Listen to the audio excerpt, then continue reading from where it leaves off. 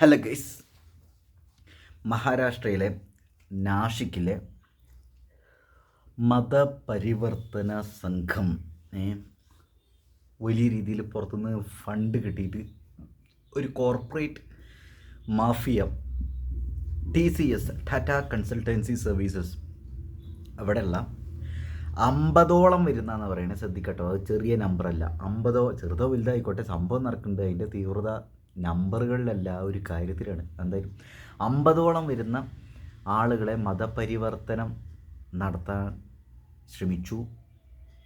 നിർബന്ധിതമായി forcefully അവരെയും കൊണ്ട് പല കാര്യങ്ങളും ചെയ്യിപ്പിച്ചു, ലൈംഗികമായിട്ട് പീഡിപ്പിച്ചു എന്നുള്ള കുറേ കാര്യങ്ങൾ വന്നുകൊണ്ടിരിക്കുകയാണ് കേസ്. ഇത് ഇന്ത്യയിലെ ഇന്ന് കാര്യമായിട്ട് ചർച്ച ചെയ്തുകൊണ്ടിരിക്കുന്നൊരു സംഗതിയാണ്. പക്ഷേ കേരളത്തിലെ മാധ്യമങ്ങളുടെ ഒരു അവസ്ഥ എന്ന് വെച്ചിട്ടുണ്ടെങ്കിൽ അവർക്ക് ഈ സാധനം ന്യൂസ് എയർ ചെയ്യാനുള്ള ഒരു ഗഡ്സ് ഇപ്പോഴും വന്നിട്ടില്ല. അതെന്തുകൊണ്ടാണെന്ന് വെച്ചിട്ടുണ്ടെങ്കിൽ കേരള സ്റ്റോറി എന്നുള്ളൊരു സംഗതി ഇപ്പോൾ വലിയ രീതിയിൽ കോൺട്രവേഴ്സി ഒക്കെ ആയിട്ട് വന്നുള്ളൊരു സാധനം അല്ലേ, മറക്കരുത്. ഒരു സാധനം നമുക്ക് ഇവിടെ ആവശ്യമുണ്ട്. അതായത് സംഗതി എന്താണെന്ന് വെച്ചിട്ടുണ്ടെങ്കിൽ ആ വിഷയം ആവശ്യമുണ്ട്, സിനിമയല്ല കേട്ടോ. അത് സംഭവം എന്താണെന്ന് വെച്ചിട്ടുണ്ടെങ്കിൽ കേരള സ്റ്റോറിയിൽ എന്ത് സംഭവിക്കുന്നു, ഇവിടെ ലവ് ജിഹാദ് ഉണ്ട് എന്നതിൽ പറയുന്നുണ്ടായിരുന്നു. അതുപോലെ നിർബന്ധിപ്പിച്ച് ബീഫ് കഴിപ്പിക്കുന്നു, അതായത് മതത്തിൻ്റേതായ ഒരു സംഗതി ചെയ്യുന്നു എന്നാണ് ഇവിടെ പറയുന്നത്. മാംസം കഴിപ്പിക്കുന്നു, പീഡിപ്പിക്കുന്നു എന്നുള്ള കുറേ സംഗതികൾ. പക്ഷെ നമ്മളിവിടെ പറഞ്ഞൊരു കാര്യം എന്താണെന്ന് വെച്ചിട്ടുണ്ടെങ്കിൽ മാധ്യമങ്ങളൊക്കെ പറഞ്ഞ് അങ്ങനെ ഒരു ലവ് ജിഹാദ് ഫോഴ്സ്ഫുള്ളായിട്ടുള്ള കൺവേർഷനൊന്നും ഇവിടെ ഇല്ല. ഇത് ദൈവത്തിൻ്റെ സ്വന്തം നാട്, ഞങ്ങളുടെ ദൈവം പ്രത്യേക മതത്തിലുള്ളതല്ല, എല്ലാവരും ഇവിടെ ഈക്വലാണ്, അങ്ങനെയൊക്കെ ഒരു പറഞ്ഞ ടീംസ് ഈ ഒരു സാധനം എയർ ചെയ്തിട്ടുണ്ടെങ്കിൽ എന്ത് സംഭവിക്കുന്നറിയോ? ലവ് ജിഹാദ് എന്നുള്ളൊരു സംഗതി ഇവിടെ ഉണ്ട്, അല്ലെങ്കിൽ ഫോഴ്സ്ഫുള്ളായിട്ടുള്ള കൺവേർഷൻ, മതപരിവർത്തനം, എന്തായാലും പേര് റിലീജിയൻ ചേഞ്ച് ചെയ്യില്ല ഈ ഒരു സാധനം, അത് ഫോഴ്സ്ഫുള്ളായിട്ട് നടക്കുന്ന ഒരു സംഗതി ഇവിടെ ഉണ്ട് എന്നൊക്കെ പറയേണ്ടി വരും. അപ്പോൾ ഓൾറെഡി പറഞ്ഞൊരു ഇതിൻ്റെ എതിരായിട്ട് പോകും സംഗതി. കണ്ടോ, അത് ഈ പൊളിറ്റിക്കലായുള്ള ഒരു സാധനമായിട്ട് മാറും. അതായത് നമുക്ക് അറിയാലോ, ഇവിടെ എപ്പോഴും BJP കുറ്റം പറയുന്ന ഒരു സാധനം ഇവിടെ എല്ലാവർക്കും ഭയങ്കര താല്പര്യം. എന്തിനും ഏതിനും എന്ത് സംഭവിച്ചാലും ഇപ്പോൾ പണ്ട് പറയില്ല, മുഖ്യമന്ത്രി രാജിവെക്കണം എന്ന് പറയുന്നൊരു ഇതുണ്ടായിരുന്നു. അതേപോലെ ഇപ്പോൾ പറഞ്ഞ സാധനം അത് BJP കാരണം, അത് BJP കാരണം. BJP ഒരു നല്ല കാര്യം ചെയ്തിട്ടുണ്ടെങ്കിലും ആളുകളത് അംഗീകരിക്കൂല. അങ്ങനെ ഒരു സാധനം ഇവിടെ ഉണ്ട്. ഞാൻ BJP കാരനൊന്നുമല്ല കേട്ടോ, ഇനി അങ്ങനെ വിചാരിക്കരുത്. ഇവിടെ പറഞ്ഞു വരുന്ന സാധനം എന്താ വെച്ചിട്ടുണ്ടെങ്കിൽ, ഇവിടെ കുറേ അന്തംഗമ്മികളും പാർട്ടി അടിമകളും, ഞാനൊരു പാർട്ടിനെ കുറിച്ച് പറയുന്നില്ല, ഇവരൊക്കെ എന്താ വെച്ചിട്ടുണ്ടെങ്കിൽ ഇവർ ഈ പാർട്ടിയുടെ ഇത് വെച്ചിട്ട് മാത്രമാണ് ഈ കാര്യത്തെ നോക്കിക്കൊള്ളു. അപ്പോൾ ഇവിടെ എന്താ കാര്യം എന്ന് വെച്ചിട്ടുണ്ടെങ്കിൽ ഇവിടെ അതായത് നമ്മൾ ഈ ഒരു സാധനം ഇവിടെ മീഡിയകളിൽ ചർച്ച ചെയ്തിട്ടുണ്ടെങ്കിൽ നമുക്കറിയാം, അന്തി ചർച്ചകൾ പറഞ്ഞിട്ട് ഇപ്പോൾ എന്തൊക്കെ ഇവിടെ സംഭവിച്ചുകൊണ്ടിരിക്കണത്. ഇവിടെ ഈ ഒരു സാധനം ചർച്ച ചെയ്യാൻ ഇവർക്ക് സമയമില്ല, ഗഡ്സ് ഇല്ല. അതാണ് സാധനം, ഗഡ്സ് ഇല്ല. മാത്രമല്ല ഇവിടുത്തെ ഒരു സംഭവം എന്താ വെച്ചിട്ടുണ്ടെങ്കിൽ ഇവിടെ പുറത്തുനിന്നും, ഇന്ത്യക്ക് അകത്തുനിന്നോ ഇന്ത്യക്ക് പുറത്തുനിന്നോ വലിയ രീതിയിൽ ഫണ്ട് വാങ്ങിയിട്ടാണ് ടാറ്റ കൺസൾട്ടൻസി സർവീസസ് എന്നുള്ള ഒരു സാധനത്തിൽ അങ്ങനെ നടക്കാൻ സാധ്യതയുള്ളൂ. അല്ലെങ്കിൽ അതിന് മാത്രമല്ല ഏതെങ്കിലും മതഭ്രാന്തന്മാരായിരിക്കണത്. ഈ അറസ്റ്റ് ചെയ്യപ്പെട്ട 8 പേരുടെ ഒരു അവസ്ഥ, ചില കാര്യങ്ങളൊന്നും ഇങ്ങനെ പറഞ്ഞത് വലിയ വിഷയമാണ്. അതുകൊണ്ടാണ് ഞാനൊരു കാര്യം മനസ്സിലാക്കി, ഈ മതപരിവർത്തനത്തിൻ്റെ പ്രാന്തന്മാർ, ചീണ പ്രാന്തന്മാർ, ഇവന്മാരൊക്കെ അവിടെ വലിയ പൊസിഷനിൽ വർക്ക് ചെയ്യുന്ന ആളുകളാണ്. 7-8 ആളുകളാണ് ഇപ്പോൾ മൊത്തത്തിൽ അറസ്റ്റ് ചെയ്യപ്പെട്ടിട്ടുള്ളത് അല്ലേ. 50-നടുത്ത് വിക്ടിംസ് ഉണ്ട് എന്നാണ് കേസ് പറഞ്ഞത്. 50-നടുത്ത് വിക്ടിംസ്. ഇത് എവിടെ നടക്കുന്നത്? ലോകത്തിലെ തന്നെ എണ്ണം പറഞ്ഞ IT കമ്പനികളിലൊന്നില്ല ടാറ്റ കൺസൾട്ടൻസി സർവീസസ്. അത് TCS തന്നെ അവിടെ പറഞ്ഞിട്ടുമുണ്ട്, അക്നോളജ് ചെയ്തിട്ടുണ്ട്. ഇങ്ങനെ ഒരു സംഭവം അവിടെ നടക്കുന്നുണ്ട്. ഈ ഒരു വിഷയത്തെ അവർ നടക്കുന്നില്ല, ഈ വിഷയത്തെ അക്നോളജ് ചെയ്യുന്നു. 0 ടോളറൻസ് ആണ് ഇങ്ങനെയുള്ള കാര്യങ്ങൾക്ക് ഉണ്ടാവുക. അപ്പോൾ അവർ വേണ്ട അതിനനുസരിച്ചുള്ള നിയമപരമായ ശിക്ഷ അവർക്ക് കിട്ടും എന്നുള്ളൊരു സാധനം അവിടെ പറയുന്നുണ്ട്. ഇവിടെ ഒരു കാര്യം ആലോചിച്ച് നോക്കി, ഇവിടെ നിസ്കരിക്കാൻ വേണ്ടിയിട്ട് ഫോഴ്സ് ചെയ്യാന്നാണ് പറഞ്ഞത്. ടൂർ എന്ന് പറഞ്ഞിട്ട്, കോർപ്പറേറ്റ് ടൂർ എന്ന് പറഞ്ഞിട്ട് പുറത്തേക്ക് കൊണ്ടുപോയിട്ട് ലൈംഗികമായിട്ട് പീഡിപ്പിക്കുക, ഫോട്ടോസ് എടുക്കുക, വീഡിയോസ് എടുക്കുക, അത് വെച്ച് ബ്ലാക്ക് മെയിൽ ചെയ്യുക എന്ന് പറയുന്നത്. ഹിന്ദു സുഹൃത്തുക്കളുണ്ടെങ്കിൽ അവരെ ഒഴിവാക്കാൻ വേണ്ടിയിട്ട് വൾണറബിളായിട്ടുള്ള കുറച്ച് ഷൈ ആയ പെൺകുട്ടികളുടെ അടുത്ത്, പുതിയതായിട്ട് വരുന്ന ആളുകളുടെ അടുത്തൊക്കെ പറയുക. അത്ര അവസ്ഥ ആലോചിച്ച് നിങ്ങൾ.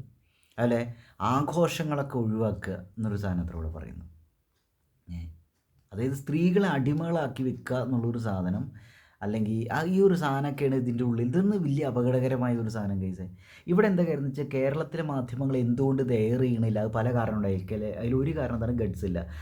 എന്തുകൊണ്ടാണ് ഗഡ്സ് ഇല്ല എന്ന് പറയുന്ന കാരണം എന്ന് വെച്ചാൽ, അങ്ങനെ പറഞ്ഞിട്ടുണ്ടെങ്കിൽ എന്താ വെച്ചാൽ ഈ മൈനോറിറ്റിക്കെതിരെ സംസാരിക്കുന്ന ഒരു സംഗതിയായിട്ട് ഈ ഒരു സംഗതി ആളുകൾ ചിത്രീകരിക്കപ്പെടും. ഓക്കെ, അത് വലിയ രീതിയിൽ വയലൻസിന് ഇവിടെ കാരണമായി ഇങ്ങനെയൊക്കെയാണ് പല എന്ത് വയലൻസ് കേസ്. ഞാനൊരു കാര്യം പറയട്ടെ, ഇവിടെ ഇപ്പോൾ നിതിൻ രാജിൻ്റെ ഇഷ്യൂ, കണ്ണൂർ അഞ്ചരക്കണ്ടി ഡെൻ്റൽ കോളേജിലുള്ള BDS സ്റ്റുഡൻ്റായിട്ടുള്ള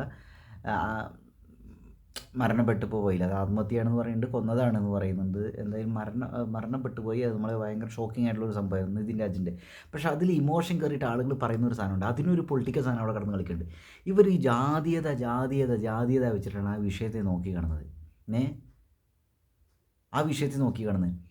ഇവിടെ ഒരു സംഗതി എന്താ വെച്ചിട്ടുണ്ടെങ്കിൽ, നിതിൻ്റെ ഭാഗത്തു നിന്നുണ്ടായ തെറ്റുകൾ, ഹണി ട്രാപ്പിൻ്റെ അങ്ങനെ കുറച്ച് കാര്യങ്ങളൊക്കെ പറയും. അങ്ങനെ പറഞ്ഞെന്താ വെച്ചിട്ടുണ്ടെങ്കിൽ അത് ദളിതർക്കെതിരെയുള്ള ഒരു സാധനം എന്ന് പറഞ്ഞിട്ട് വളച്ചൊടിക്കാനും തെറി വിളിക്കാനും ഇവിടെ ആളുകളുണ്ട്. അതുകൊണ്ട് മീഡിയക്കാരെന്ത് ചെയ്യണമെന്ന് വെച്ചാൽ ഓനിങ്ങനെ, അതായത് ഓൻ്റെ തെറ്റുകളെന്നും ഇവർ അഡ്രസ്സ് ചെയ്യുന്നില്ല, അക്നോളേജ് ചെയ്യണില്ല. അവിടെ മൊത്തം കോളേജിൻ്റെ പ്രശ്നം എന്താണ്, ജാതി പറഞ്ഞ് അധിക്ഷേപിച്ചു. ഇവിടെ മതം എന്ന് പറയുന്ന പോലെ ഇവിടെ ജാതി, ഇതാണ് ഒരു സാധനം.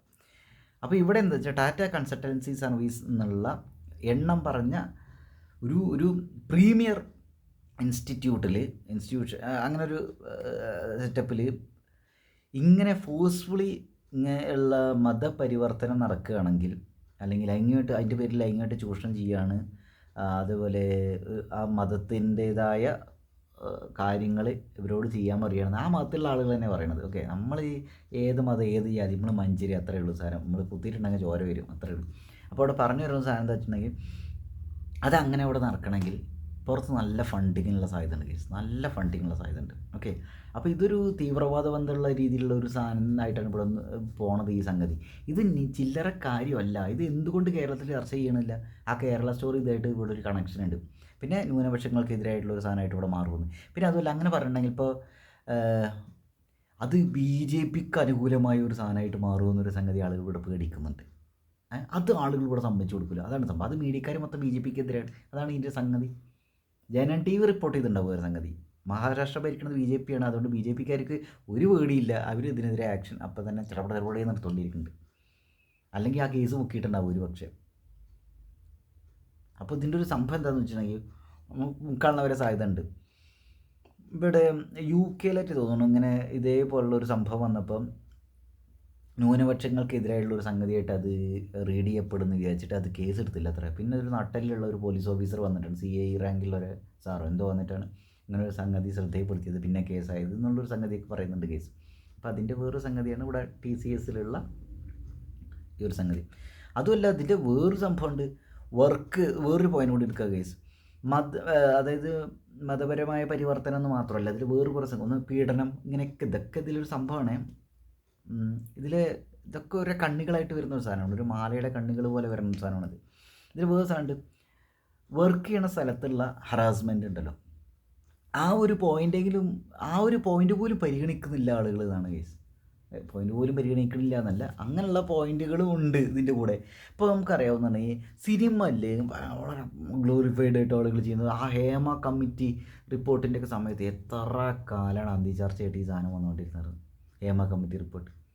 അതെന്താണ്, സിനിമയിലുള്ള അവിടെ ഒരു വർക്ക് ചെയ്യുമ്പോൾ ഉണ്ടാകുന്ന ഹരാസ്മെൻറ്റ്, ടോർച്ചറിങ്, ഈ ഒരു സാധനത്തെ ചൂഷണങ്ങളെക്കുറിച്ചൊക്കെയല്ലേ സംസാരിച്ചിരുന്നത്. അതിവിടെ ആളുകൾക്ക് കണ്ടൻ്റായിരുന്നു. ഇവിടെ ഇതേപോലെ ഒരു പ്രീമിയർ ഇൻസ്റ്റിറ്റ്യൂട്ടിലുള്ള ഇങ്ങനെയുള്ള ഒരു സംഗതി, വർക്ക് സ്പേസിലുള്ള ഒരു ഹറാസ്മെൻറ്റിനെ കുറിച്ചും കൂടിയല്ല ഈ സാധനം, മതപരിവർത്തനം, ഇതെല്ലാം സാധനം അതിവിടെ ചർച്ച ചെയ്യില്ല ആളുകൾക്ക്. അപ്പോൾ ഇതെന്താ കാര്യം എന്ന് വെച്ചാൽ, സിനിമാ നടിമാരെക്കുറിച്ച് കുൽസിതം പറയാനോ സിനിമാ നടന്മാരെക്കുറിച്ച് എന്തെങ്കിലും പറയാനോ വൈറൽ കണ്ടൻ്റ് ആവും തോന്നുന്ന സാധനങ്ങൾ ഇവിടെ മീഡിയക്കാർക്ക് കെയർ ചെയ്യാൻ പറ്റൂലേ. ഇതാണ് സാധനം. നമ്മുടെയൊക്കെ ചെറുപ്പത്തിലേ, എൻ്റെയൊക്കെ ചെറുപ്പത്തിൽ പറഞ്ഞാൽ നമ്മൾ ഒരുപാട് വയസ്സായിട്ടൊന്നുമില്ല ഞാൻ പറയുന്നത്, നമ്മളൊക്കെ ചെറുപ്പത്തിൽ 90s കിഡ്സിൻ്റെ ചെറുപ്പത്തിൽ നമ്മൾ ന്യൂസ് കാണുന്നത് വെച്ചാൽ സത്യമായ കാര്യങ്ങൾ നമുക്ക് അറിയാൻ പറ്റും, അങ്ങനെ സാധനമായിരുന്നു. ഒട്ടും മുൻവിധികളോട് കൂടിയാവില്ല വാർത്താ ചാനലുകൾ എന്നാണ്. വളർന്ന് വലുതായപ്പോൾ മനസ്സിലായത് ഇത് അങ്ങനെ നല്ലതാണ്, ഒരു ഉണ്ടംവരിയില്ല കേസ്. ഇതിൻ്റെയൊക്കെ ബാക്കിൽ ഫണ്ട് ആരാണോ ചെയ്യണത് അവരുടെ പൊളിറ്റിക്സിനനുസരിച്ചാണ് ഈ സാധനങ്ങൾ വേണ്ടത്. ഒന്ന് കവരെ കളിച്ച കേരളത്തിലെ മീഡിയക്കാരെ മൊത്തം അപ്പോൾ ഇതേപോലെ ഒരേപോലെ ചിന്തിപ്പിക്കാനുള്ള തക്കതായിട്ടുള്ള ഒരു ശക്തി ഇവിടെ ഉണ്ട് നല്ലതെന്ന് മനസ്സിലാവുന്നുണ്ട്. അതുകൊണ്ടല്ലേ ഇവർ തയ്യാർ ചെയ്യാണ്ടിരിക്കുന്നത്. എത്ര അപകടകരമായ ഒരു സംഭവമാണെന്ന് ആലോചിച്ചു നോക്കി. നമ്മൾ സിനിമകളിലൊക്കെ കാണുന്ന പോലെ തന്നെ മീഡിയക്കാരെയൊക്കെ കാശും കൊടുത്ത് വാങ്ങി വെച്ചിട്ടുണ്ട്, വായും പൂട്ടി കയ്യും പൂട്ടി വെച്ചിട്ടുണ്ട് ഇവിടെ. അതാണ് ഇവിടെ ഒരു അവസ്ഥ. ഏതെങ്കിലും ഒരു ചാനലുകാർ ഇതിനെക്കുറിച്ച് റിപ്പോർട്ട് ചെയ്യാത്ത എന്തുകൊണ്ടാണ്? ഇത് ഇന്ത്യയിലെ ഇന്ന് ഏറ്റവും സീരിയസ് ആയിട്ടുള്ള ഒരു ക്രൈമുകളിലെ ഒരു സാധനമാണത്. എന്നിട്ട് എന്തുകൊണ്ടാണ് ഇവിടെ ചർച്ച ചെയ്യാത്തത്? അതായത് ലവ് ജിഹാദ് എന്നുള്ളത് അല്ലെങ്കിൽ ഫോഴ്സ്ഫുൾ ആയിട്ടുള്ള മതപരിവർത്തനം ഇന്ത്യയിലുണ്ട് എന്നുള്ളൊരു സാധനം ഇവിടെ ആളുകൾക്ക് അക്നോളജ് ചെയ്യാൻ വയ്യ. അങ്ങനെ അക്നോളജ് ചെയ്താൽ അത് BJP എന്താ പറയുക, BJPനെ കുത്തി കുത്തി പറയാനുള്ള ഒരു അവസരം നഷ്ടപ്പെടുന്നതിന് തുല്യവും. അത് BJPക്ക് സപ്പോർട്ടീവായ ഒരു സാധനമാവും, അവരുടെ ആശയങ്ങൾ സപ്പോർട്ടീവായ ഒരു സാധനമായിരിക്കും, ന്യൂനപക്ഷങ്ങൾക്കെതിരായ ഒരു സാധനമായിരിക്കും എന്നൊക്കെ വിചാരിച്ചിട്ടാണ് ഇവർ തയ്യാർ ചെയ്യാണ്ടിരിക്കുന്നത്. ഇവിടെ എന്താ വെച്ചാൽ ഇവിടെ ആളുകൾക്കൊരു പ്രൊപ്പഗാൻഡ ഉണ്ട്, അവരുടേതായ ഒരു നെറേറ്റീവ് ഉണ്ട്. ആ നെറേറ്റീവിനനുസരിച്ചുള്ള ഒരു സാധനമാണ് ഇവിടെ നടക്കുള്ളൂ അല്ലേ? ഇപ്പോൾ മറ്റേ ഷിയാസ് കരീം അനുമോളോട് ബീഫ് കഴിക്കില്ല അപ്പോൾ ഈ BJP കാര്യം എന്ന് ചോദിക്കണ സാധനമല്ലേ? എന്ത് വിട്ടിത്താണ് ഓൻ ചോദിച്ചുകൊണ്ടിരിക്കണത്? BJP ബീഫ് കഴിക്കില്ല എന്ന് ഓനോട് ആരെ പറഞ്ഞു? ഒന്നാമത്തെ കാര്യം. അപ്പോൾ ഇതാണ് ഇതിൻ്റെ ഒരു നെറേറ്റീവ് പോണത്.